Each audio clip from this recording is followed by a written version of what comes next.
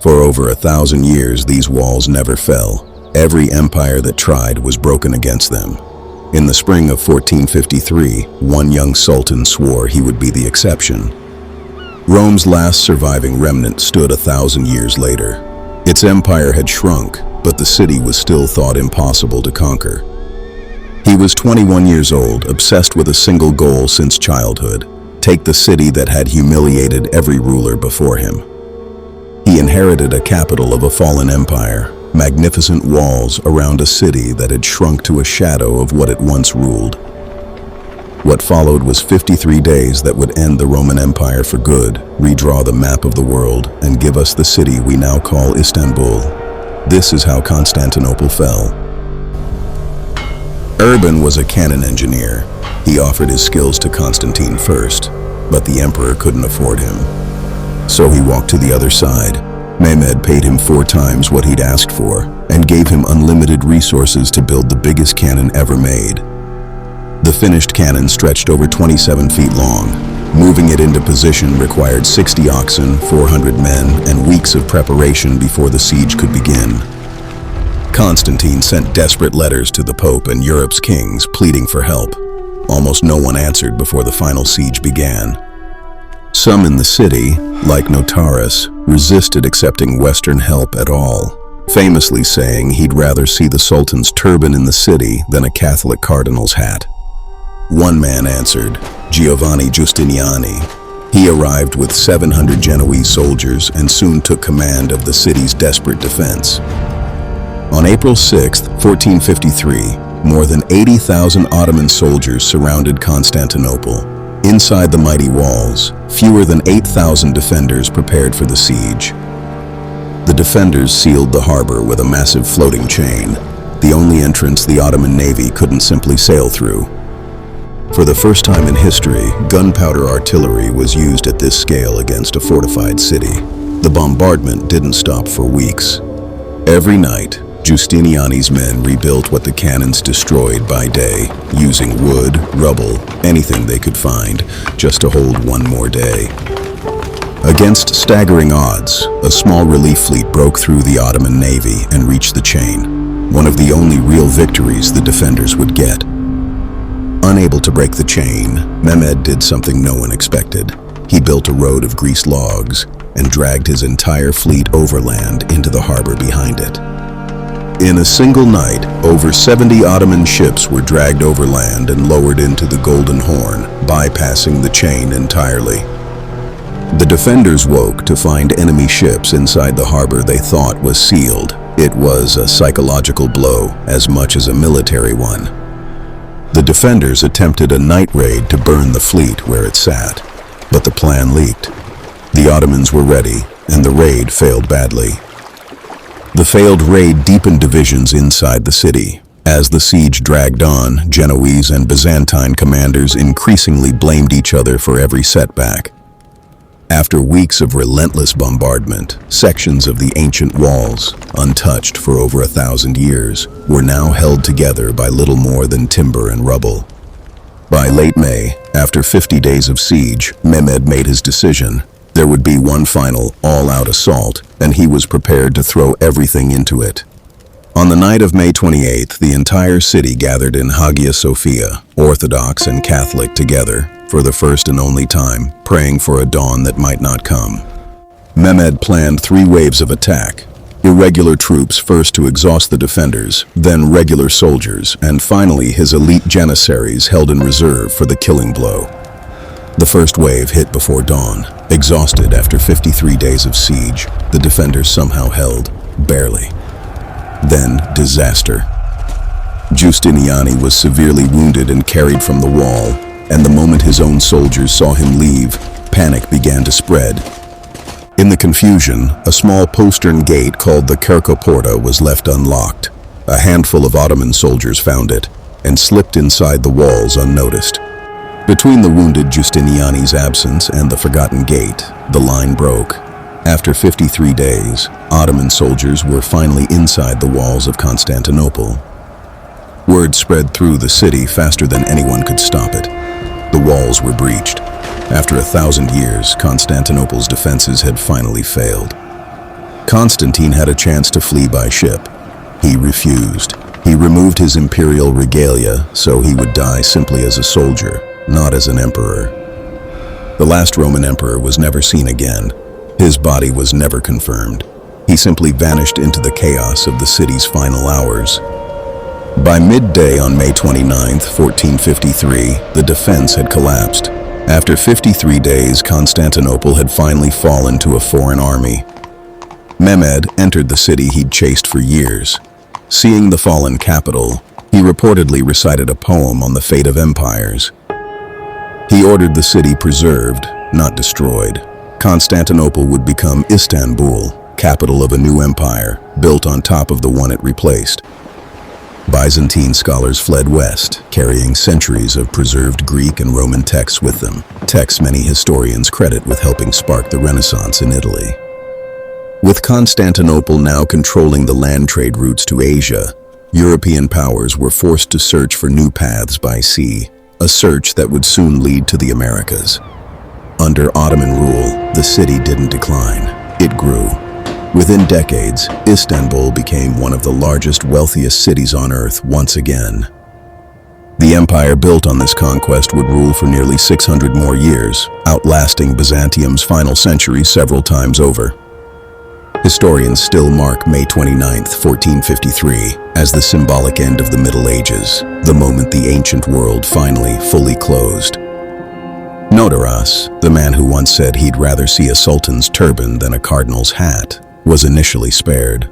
Mehmed even considered making him governor of the city. But when Mehmed asked for Notaras' teenage son to join his court, Notaras refused. Historians still debate what happened next and why. Within days, Notaras and several family members were executed. Some accounts call it political necessity. Others call it a broken promise. The full truth was never fully recorded. Before the final assault, Constantine gathered his commanders one last time, knowing most likely that this would be his final address to them. According to chroniclers, he didn't promise victory. He thanked them for their loyalty and asked them to fight not for him, but for their families and their faith.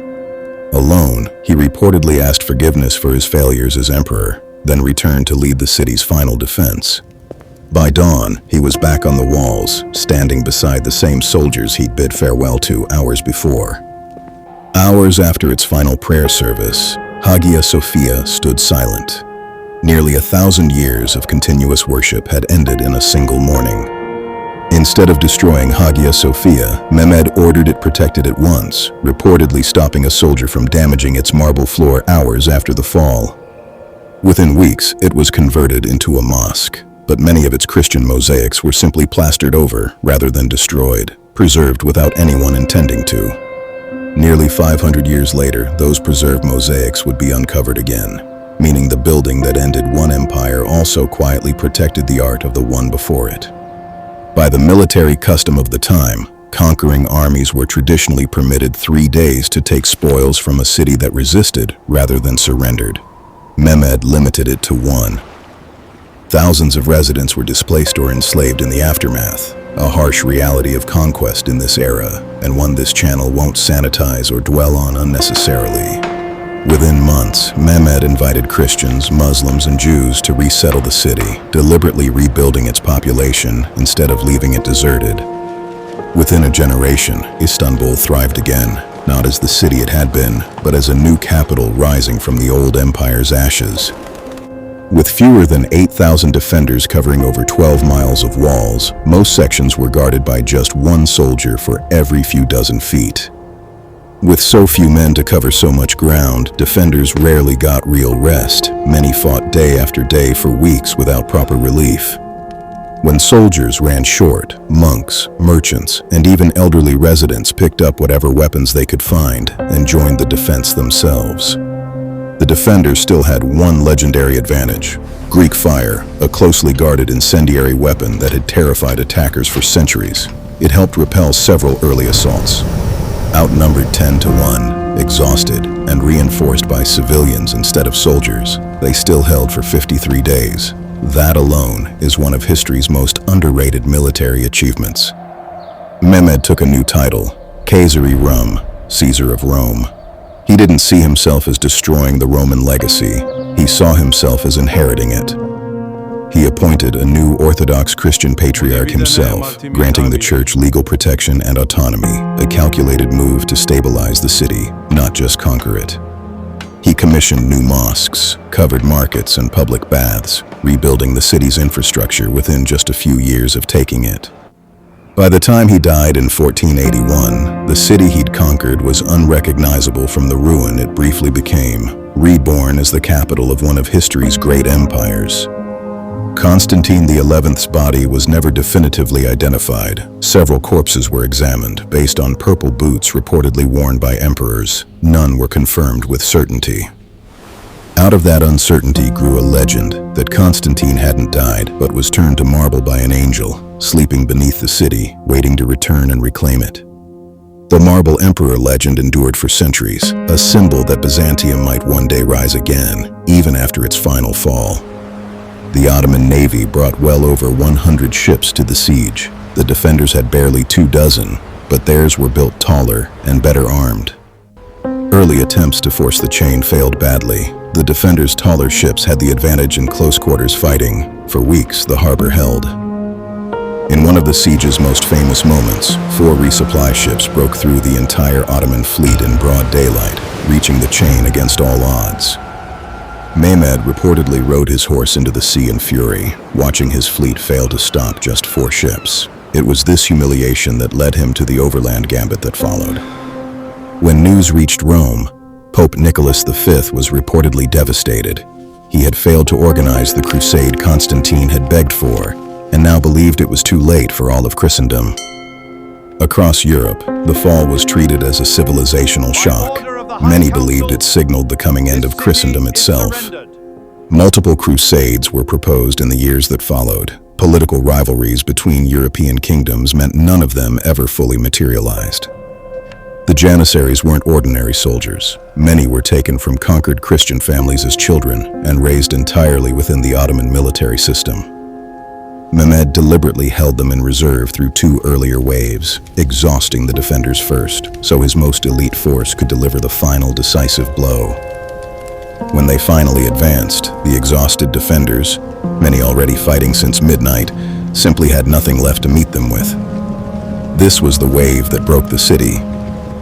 Just days before the final assault, a total lunar eclipse turned the moon blood red, fulfilling an old prophecy that said the city would fall when the moon darkened. During a religious procession meant to boost morale, the icon of the Virgin Mary reportedly slipped from its platform. To the watching crowd, it felt like divine warning. The next day, a violent, unseasonal storm halted the procession, seen by many as the city's darkest omen yet. That week, chroniclers described a strange glow over Hagia Sophia. Some believed it was the city's divine light departing forever. An old prophecy promised honor to the commander who conquered Constantinople. Mehmed grew up determined to be the one who fulfilled it. His own father had tried and failed to take the city years earlier. Mehmed grew up in the shadow of that failure, determined not to repeat it. He became Sultan at just 19, and many of his own advisors doubted he was ready to rule, let alone conquer the city that had broken every empire before him. By 21, he'd done what every sultan before him had failed to do for centuries. He conquered Constantinople and changed history forever. Venice had a trade agreement with the Ottomans and valuable commercial interests in the region. Their promised relief fleet was approved, then delayed for weeks by internal debate. John Hunyadi, one of Europe's most feared commanders, was still rebuilding his army after a previous defeat, too far away and too depleted to arrive in time. By the time Venice's relief fleet finally sailed, Constantinople had already fallen. Learning the city was lost, the ships turned back before reaching the Bosphorus. By 1453, the empire's treasury was already a shadow of its former wealth. Centuries of wars, crusader looting, and decline had emptied much of it long before the siege even began. Some of the city's most sacred relics were quietly smuggled out in the weeks before the siege, sent to Italy, where several remain in churches to this day. Mehmed preserved several imperial relics, reportedly valuing their history and legitimacy as much as their material worth. Giustiniani was carried to a waiting Genoese ship as the city fell behind him, his wounds severe, his men's morale broken the moment he left the wall. Historians still debate whether his wound truly forced his withdrawal, or whether the moment simply became too much. Either way, his departure is widely seen as the tipping point. Giustiniani died just days later from his wounds on the island of Chios. The man who'd led the defense of Constantinople never lived to see how history would remember him. History remembers him as Mehmed the Conqueror, but also, by many of the people whose world he ended, as the man who closed the book on the ancient world. Was he a visionary who built something new, or the man who erased the last of Rome? Nearly 600 years later, historians still don't fully agree. Istanbul remains one of the only cities on Earth that straddles two continents, a living reminder that this was always a crossroads worth fighting for. Military historians still study this siege today. The use of gunpowder artillery against medieval walls marked a turning point that would define warfare for centuries afterward. Rome fell in 476, but its last true, unbroken successor endured until one morning in 1453, when the Roman Empire finally ended. Behind every account of emperors and sultans were thousands of ordinary families, bakers, weavers, fishermen, who simply woke up that morning to a city under siege. Many believed an old legend, that an angel would descend and save the city the moment enemies reached the column of Constantine. Thousands sheltered in Hagia, Sophia, waiting for it. The angel never came. An entire city's hope rested on a legend, until the last morning it would ever need one. Some historians argue the empire was doomed decades before 1453. Too small, too poor, too divided to survive regardless of who attacked. Others point to small, almost random details, an unlocked gate, a wounded commander at the worst possible moment, and argue the city could easily have held. Doomed empire, or a fall that hinged on small chance. Nearly 600 years later, that question still divides the people who study this siege closest. Constantinople wasn't his final conquest. Over the next 28 years, Mehmed expanded the empire further into the Balkans, Anatolia, and along the Black Sea coast. He welcomed scholars and artists from east and west, even commissioning an Italian to paint his portrait, rare for a Muslim ruler. Even in his later years, he was reportedly planning new campaigns. Some accounts suggest he intended to eventually move against Rome itself.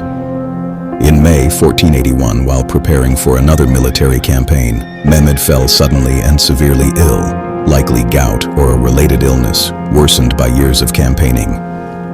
He died on May 3, 1481, at just 49 years old, nearly 3 decades after the conquest that made him one of history's most consequential rulers. His death triggered a tense succession crisis between his two sons, a power struggle that briefly threatened to unravel everything he had built. Mehmed's death was initially concealed by his own advisors, fearing chaos in the capital before either of his sons could reach the city and secure the throne. His elder son, Bayezid II, secured the throne, ruling for over 30 years, though never quite matching his father's military ambition or reputation.